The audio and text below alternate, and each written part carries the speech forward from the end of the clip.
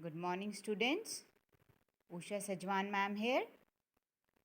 So today we'll start chapter 2 is matter around us pure.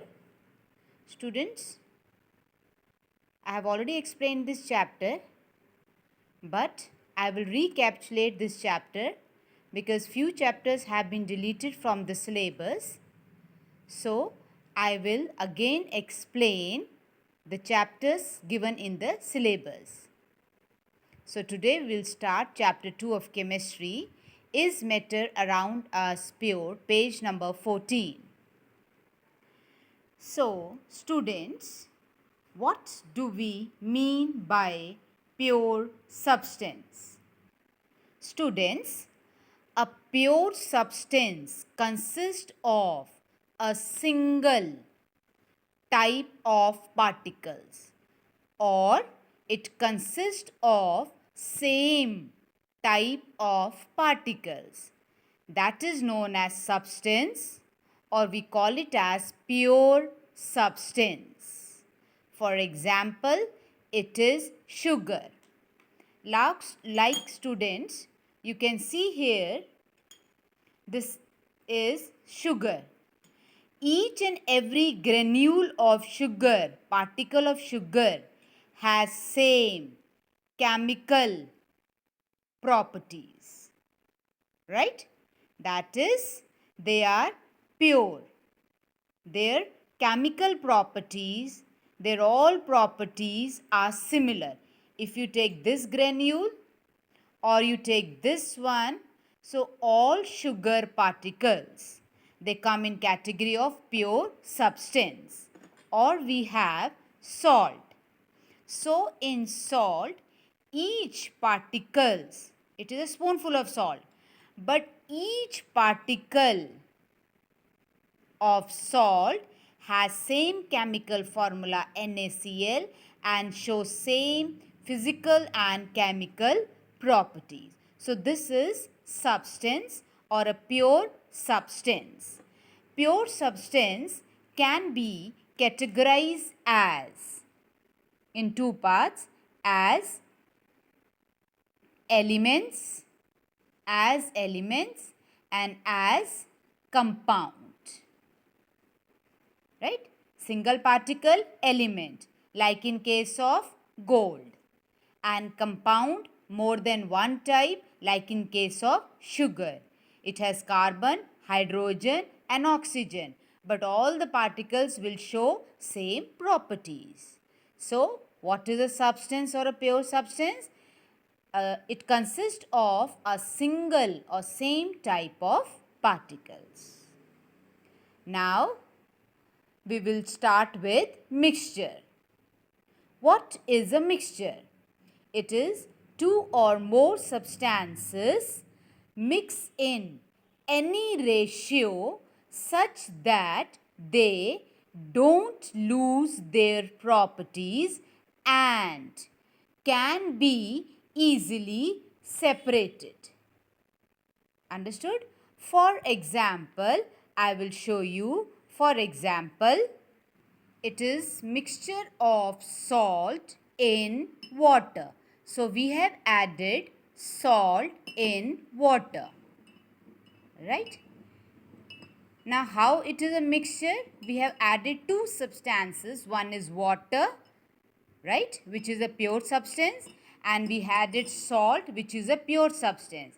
When we mix both of them, we get mixture of salt and water, which taste is salty. It remains liquid, property of water is not changed, and the salt is salty in taste. So if you taste this solution, it is salty, right? And secondly, I have mixed salt in water in ratio of 3:1. 3 spoon of salt and 1 spoon of salt. If another child takes half glass of water, half spoon of salt, another child takes 2 glasses of water and 1 bowl of salt, they all will form salt solution. And in all cases, it will remain liquid, water will remain liquid and it will taste salty. So, what is a mixture? When two or more substances. So here I had taken salt and water mixed in any ratio such that they don't lose their property and we can easily separate them. For example, there is salt in water I have shown you. For example, there is a soil. There are so many components in soil. Compost is there, microorganisms are there, gravels or sand particles are there, right? So these components, they are mixed in any ratio to make a soil. It was example of mixture, right students? So I hope you have understood mixture, right? Now there are types of mixture.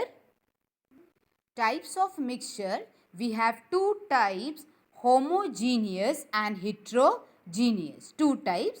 Children, you have to do the differences, definition, properties and examples. Types of mixtures, homogeneous and heterogeneous. We can classify on the nature of the components, right? So first we will start with heterogeneous mixture. What is heterogeneous? Hetero means different.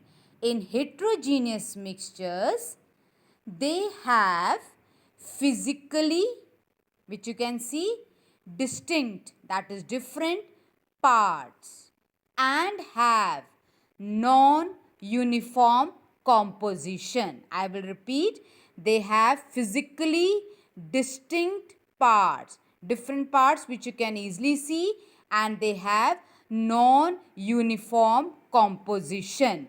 For example, I will show you, this is salt. And in this salt, if I add sand, I mix it, right? So in the salt, I have added sand, right? But can you identify the components? Yes, easily you can identify the components. The white part is of salt and the dark part is of compost or soil. So this is an example of heterogeneous mixture. Even if I have mixed it properly, it will have different composition. In one spoon, it might have more salt particles and less compost, and in second case it may have less salt particles and more compost, right? So examples of heterogeneous mixture is oil and water. You stir, you put oil in water, you keep on stirring with spoon, oil will keep on floating on the water. So that is an example, oil and water heterogeneous mixture. And salt and sulfur. In my next class, I will show you this mixture. Salt white in color, sulfur yellow in color. When you mix it, they don't lose their property and they show physically distinct parts, which you can easily see. One example I had just shown you, salt and soil, right? So that is given on page number 15, which have mixtures which have non-uniform composition is known as heterogeneous mixtures. There are many examples written here. Then we have homogeneous mixture. As the name indicates, homo. Homo means uniform. Homo means same. In these mixtures, they have uniform composition throughout the mixture. For example, children, I just added salt and water. You all can see I had added salt and water. Now you can see this mixture. In this salt solution, can you identify the salt particles? No, you cannot identify because the salt has been dissolved. This is an example of homogeneous mixture, or I have prepared lemonade also. That is an example of homogeneous mixture in which you can not identify the components. They have uniform composition throughout, right? Another example of this You can mark, it is given in book also. Sugar in water, salt in water. Now the next topic is types of mixtures, maybe solutions. We have true solution, suspension and colloidal. So first we will start with solution. Topic 2.2, page number 15, solution or true solution. What is true solution? It is a homogeneous mixture of two or more substances. Homo you have understood? Uniform composition, you cannot identify the parts. So homogeneous mixture of two or more substances is called true solution. Like for example, there is soda water. It has gas in water. So when you open it, you cannot identify. Or lemonade. Just now I had prepared lemonade, that is nimbu pani I have prepared. So it is what? It is a true solution.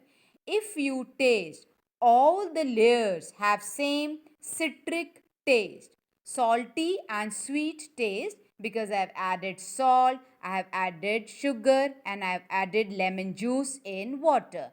So they are homogeneous mixture. So lemonade is also an example of homogeneous mixture or true solution. This salt solution which I had made, that is also an example of true solution. Or I just made sugar. Sugar syrup I have added in the water. So this is, you cannot identify the sugar particles. The sugar solution is what? It is a true solution. So it is a homogeneous mixture of two or more substances. Special cases, students. One is solid solution. You all know in solution what we take, water or any liquid, and then we add any component. Like I had taken water, I added lemon juice or sugar or salt, right? But a special case of solid solution, it is alloy.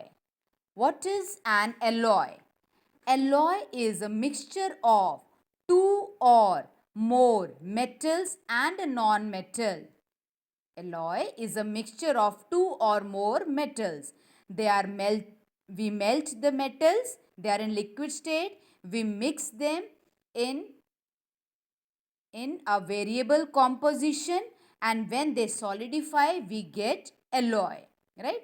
So alloy are mixture of two or more metals and a non-metal.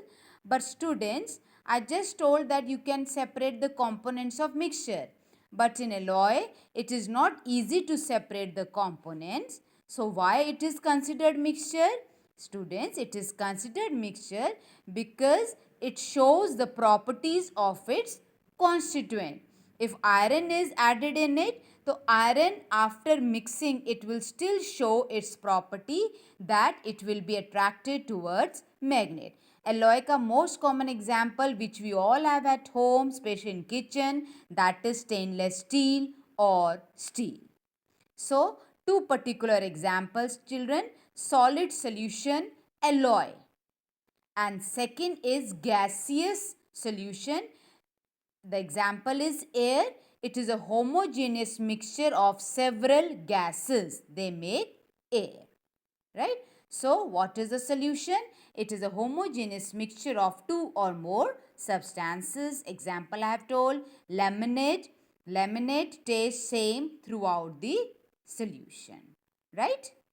Now children, in all solutions, there are two components present. A solution is formed when two components are always added. One is solvent and another is solute. What is solvent? It is mainly in larger amount, and the component of the solution which is dissolved in it, the component of the solution that dissolve in the other component and which is in larger amount, that is called as solvent. Like I took 1 spoon of salt and added in water. So water is a solvent. And second component is solute. The component of the solution that is dissolved in the solvent which is in less quantity, that is called solute. So I have added sugar or salt. The sugar or salt is solute. Kisme we have added? We have added in solvent, and that is water or liquid. When we mix both, we get solution. Salt solution, sugar solution, lemonade. That is two components present in solution. So students, you have to learn their differences. Now on page number 16, there are few examples given. So we will discuss them one by one. So first is solution of sugar. In sugar solution, we add sugar and water. Sugar is solute, less quantity, solid. We add in water, that is liquid. This is called as solvent. When we mix, stir, we get sugar solution. Second is tincture of iodine. This is the medicine which we apply on cut and wounds.